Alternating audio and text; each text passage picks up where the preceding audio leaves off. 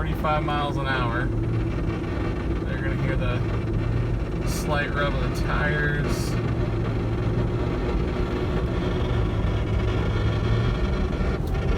But whenever I get up to this speed, there's no shimmy in the wheel. And it only kicks up to when you get to a certain speed. So I checked all the bolts are tight. The only thing, there is 2 loose bolts, or sorry, not bolts, but spacers on the bumper that I have to readjust, but it's only on the left side. And then